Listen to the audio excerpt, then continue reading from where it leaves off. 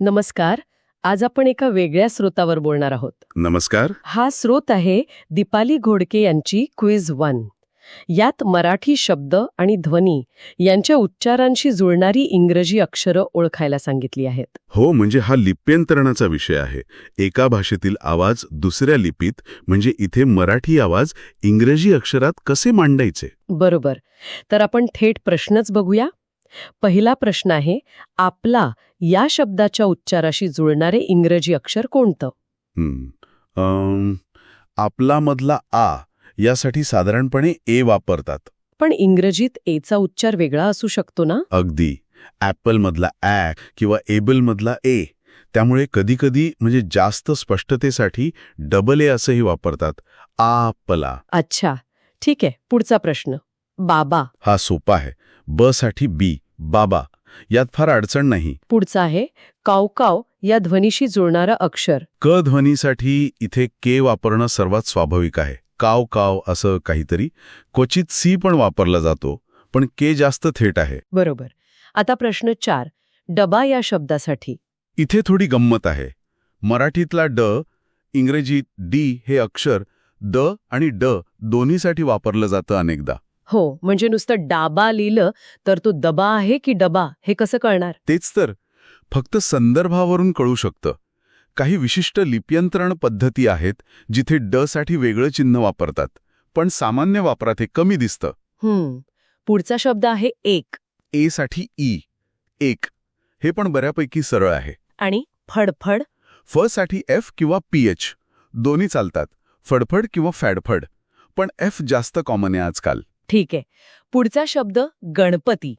ग साठी जी, गणपती किंवा गणपती. आणि हात, ह साठी एच, हात.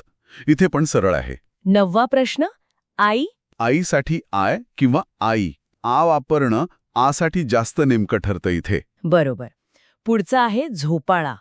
झ ध्वनीबद्दल काय? झ हा एक नेहमीचा चर्चेचा विषय असतो. कोणी झेड वापरतं, कोणी जे. झोपाळा किंवा झोपाळा. पण ध्वनीशास्त्राच्या दृष्टीने? ध्वनीशास्त्रानुसार झ हा उच्चार जास्त जवळचा आहे, जसं इंग्रजी व्हिजनमध्ये असतं. पण रोजच्या वापरात झेड किंवा जे सोयीचं वाटतं लोकांना.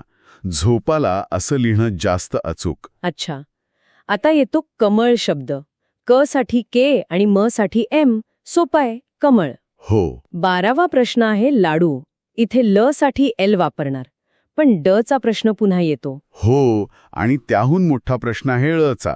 पुढच्या शब्दात मावशीमध्ये म साठी एम, व साठी व्ही किंवा डब्ल्यू, पण लाडूमधला ळ. हो ना, ळचं काय? जसं 13वा प्रश्न मावशी आणि 14वा नाक. हे सरळ आहेत, पण ळचं लिप्यंतरण कसं करतात? ळ हा इंग्रजी लिपीसाठी मोठा पेच आहे, कारण इंग्रजीत तो ध्वनीच नाहीये. त्यामुळे बहुतेक वेळा त्यासाठी एलच वापरलं जातं.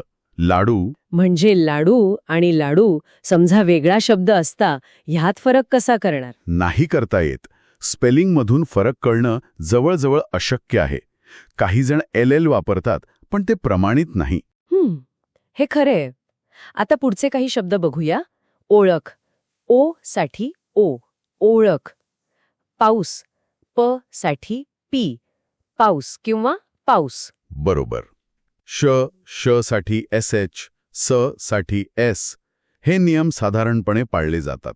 आता 17वा प्रश्न आहे क्विल, मोराचा पिसारा. इथे क्यू अक्षर अपेक्षित आहे का? हां, इथे एक वेगळा मुद्दा आहे. क्विल हा शब्द इंग्रजी क्विलवरून आला असण्याची शक्यता आहे. त्यामुळे क्यू वापरणं स्वाभाविक वाटू शकतं. पण मराठी उच्चारानुसार? मराठी उच्चार बघितला तर तो क्विल असा आहे. क प्लस व प्लस ई प्लस ल. त्यासाठी क्विल किंवा क्विल असं स्पेलिंग जास्त योग्य वाटेल. क्यू वापरणं हे मूळ इंग्रजी शब्दाच्या प्रभावामुळे असू शकतं. अच्छा. मग रांगोळी, सूर्य, टाळी या ट साठी टी, ळ साठी परत एल. हो. उडी, वऱ्हाड, वाट. व साठी व्ही किंवा डब्ल्यू. आणि एक अगदी वेगळा प्रश्न आहे एक्स-रे. हो, हा तर इंग्रजी शब्दच आहे. इथे एक्स या अक्षराचा आवाज विचारला आहे, त्यामुळे साहजिकच इंग्रजी अक्षर एक्स जुळणार. योग साठी वाय आणि झेंडासाठी परत झचा प्रश्न, झेंडा. बरोबर. तर या सगळ्या उदाहरणांवरून काय दिसतं? हेच की मराठी ध्वनी इंग्रजीत उतरवताना एक समान नियम लावणं कठीण आहे. बऱ्याचदा सोयीनुसार किंवा अंदाजाने अक्षरं निवडली जातात. अगदी. खास करून ड, ढ, ण, ळ, श, श, ज्ञ यांसारखे ध्वनी किंवा ह्रस्व दीर्घ स्वरभेद इंग्रजी लिपीत नेमकेपणाने आणणं आव्हानात्मक आहे. म्हणजे ही क्विज फक्त शब्द आणि अक्षरं जुळवायला नाही सांगत, तर त्यामागे लिप्यांतरणाच्या मर्यादा पण दाखवते. नक्कीच. कोणतीही लिपी त्या भाषेसाठी तयार झालेली असते. एका लिपीत दुसऱ्या भाषेचे सगळे बारकावे 100% पकडणं शक्य नसतं. काहीतरी तडजोड करावीच लागते. हा एक महत्वाचा मुद्दा आहे. म्हणजे एका लिपीतून दुसऱ्या लिपीत जाताना काहीतरी निसटतं किंवा बदलतं, नाही का? त्यावर विचार करायला हवा.